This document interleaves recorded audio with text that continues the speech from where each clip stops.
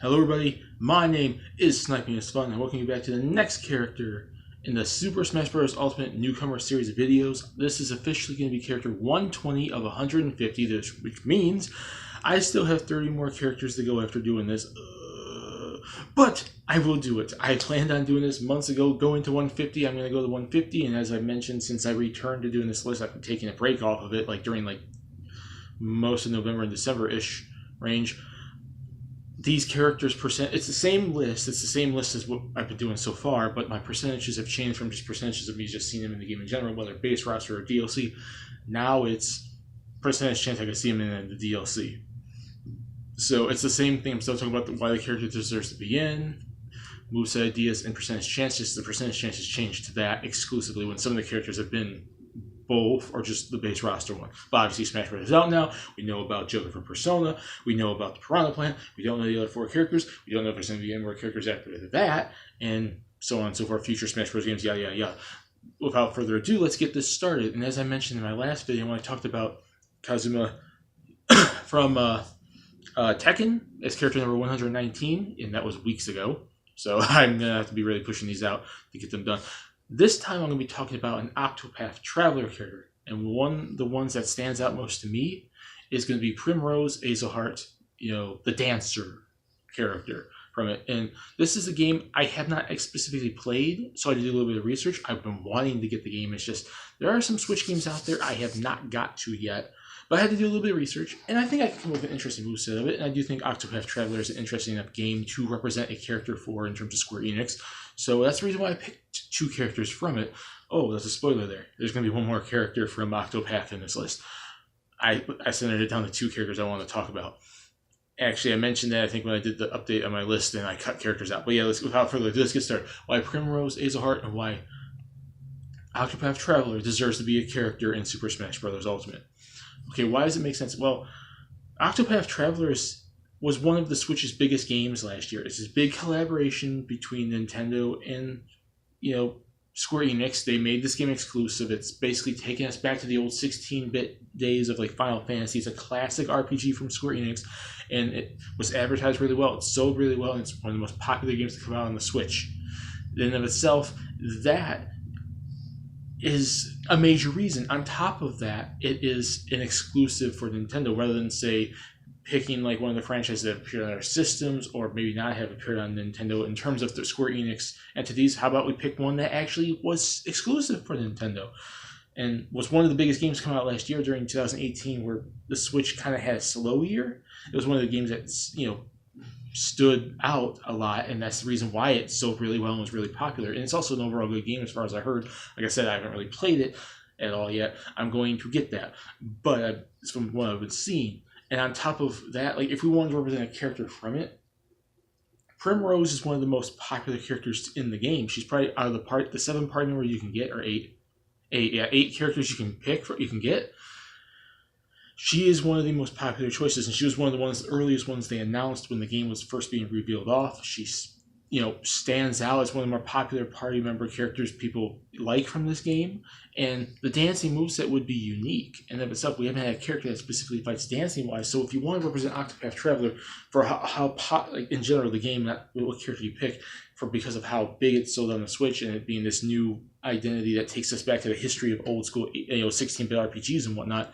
Let's pick a character from it that stands out the most. And I think the character that can stand out the most, not just because of her popularity, but because of her moveset potential, is Primrose, because of her being a dancer.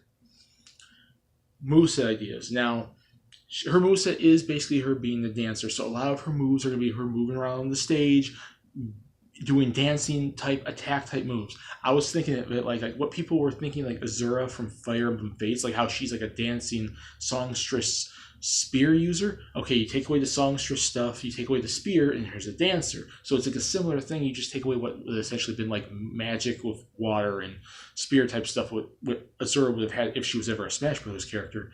And you basically make a moveset based off of that. So I'd say her moveset centers around her being a dancer. She'll be a very good speed evasion character. She's not the type of character that's going to be heavy amounts of damage, but she's the character that could easily dodge. She could easily move around the stage. She's probably one of the faster characters in the game, and she'll have good speed so you can manage yourself around the battlefield trying to evade opponents. But she won't be the big strongest character, so she won't be dealing heavy damage with her attacks, but she'd be a pretty decent combo heavy character that you can rack up damage if you can get people into combos, but not heavy amounts of damage with just a few attacks here and there, that kind of thing.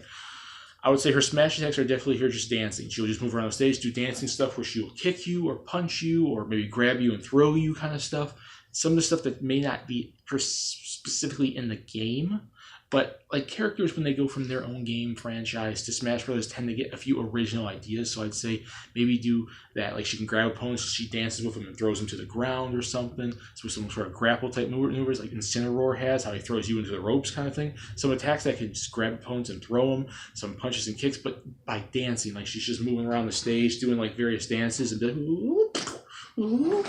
that kind of thing. And she's kicking you. So, but just basic attacks, nothing like super special, which obviously for the special attacks. Her special attacks would basically be her elemental attack. She can do, like, one of the few things I know she can do is dark damage. The likes of Night Ode and Moonlight Waltz.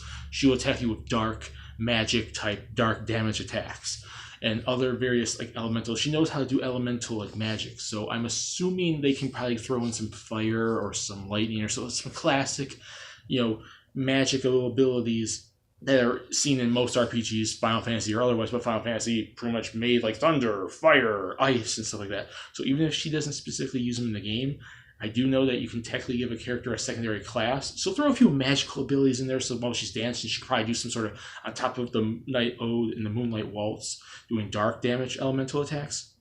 Maybe you have her some dancing moves where she hits you with fire or ice or thunder or something, just as an ode to her being able to get that class type, as well as an ode to old school Final Fantasy games where that's pretty much like the main magic that they're the ones that pretty much popularized that being the main magic in RPGs for the most part, besides like, Dungeons and Dragons and stuff like that, and various other Western RPGs from back in the day. So I'd say basically make her special attacks all a bunch of elemental attacks. Throw a little bit of magic in there, and alongside those dark moves I mentioned, and there you go. Well, I'll make all of them like dancing variations on it. So her entire moveset's dancing, but her smash attacks are just standard punches and kicks and grapples using dancing moves, while her special attacks are elemental damaging dancing moves where she'll dance and catch herself on fire and hit you with it, or do dark damage like with like the Moonlight Waltz and stuff like that.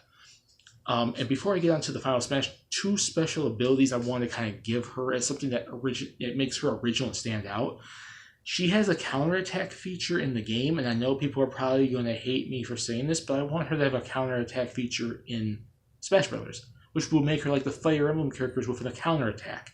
Yes, so we will finally have a character that's not a Fire Emblem character that can have a counterattack ability, and I know people will probably hate me for saying that, but it makes her stand out and gives her some uniqueness to her moveset, so I think that'd be kind of cool, especially because it's a non-weapon based user that can counterattack. On top of that, she has a very big like status effect type moves in the game where she can basically help out her opponent, her teammates in the party by doing dancing moves and stuff like that and whatever. So I was thinking like maybe she's one of those, she could be a character that has a special ability that if you're doing a team smash, if you do taunts or do certain attacks to your opponents, maybe it affects your teammate and gives them the small buffs for like 10 seconds where they do maybe do a little more damage or have a little more, they can take more damage or they can get a little bit more damage, like small little buffs to your opponent, to your teammates as you're in the match. So they can do little taunts, it'll help them, it'll attack your opponents, it'll help your teammates, that kind of thing. I know that's kind of cheap, but it makes her stand out. And it's one of her special, like something she can do because she's a dancer. That's a major thing dancers do in RPGs and other various support groups, is buffing and enhancing and giving special abilities to their teammates. I think that'd be kind of cool, a little special feature that you only get if you're in a team smash. And I think that'd be kind of cool. Now, her final smash is going to be her talent from the game, which is Summon. Every character, all your 8 of your party members have a special ability, a special talent they can use. And hers is Summon. She can basically recruit certain characters when you go through the villages. You can recruit certain characters like different villagers or different like knights and stuff like that. So I'd say it'll just be a cutscene final smash where she'll summon and she'll recruit them, and in comes like knights and villagers with pitchforks and everything, and they just storm the opponents. And then she does a special magical ability, Dark Attack, Moonlight Waltz Dance in the middle of them and just blows them all off the stage. I think that'd be kind of cool. It's a little nod to her talent, makes it stand out by representing other characters from the game than the party members, so they can represent the little villagers and knights and people you meet that you can recruit. And then it involves her dancing ability, obviously, to knock the freaking opponents off the stage after they get beat up. That'd be kind of cool. As for percentage chance I can see her actually getting the game, it's not high. I really wish like I said, I haven't played Octopath Traveler, but I'm super looking forward to it because I love the classic, Final Fantasy RPGs from Square, and it's cool for them to return to form. But unless we get more from the Octopath series, I doubt there would actually ever be a character in it. But they could have had this character planned for a while, given that this game was in development and released last year, so maybe there was a chance for the character.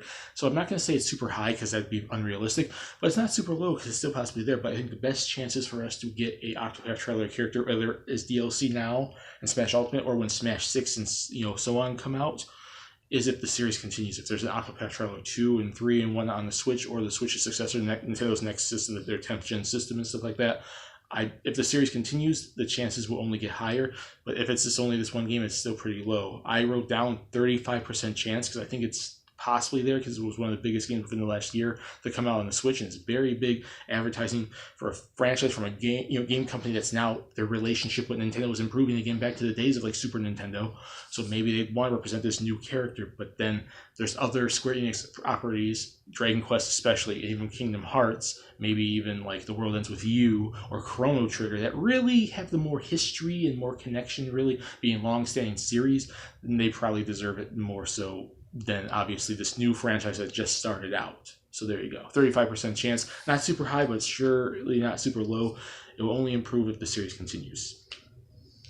And that's it for Primrose Azelhart from Octopath Traveler. Put in the comments if you guys like this movie. You think it's kind of interesting seeing this dancing character and elemental attacks and recruiting people for your final smash and stuff like that, and so on and so forth. Would you pick a different party member, or do you think Octopath Traveler just doesn't deserve a character? Is 35% chance too high, too low? Put it down there, discuss it down there, have some fun while we discuss that character. And when I return for character number 121, I'm obviously just going to do it right now. I'm going to do the next Octopath Traveler character when I do Therion the Thief. See you all later next time.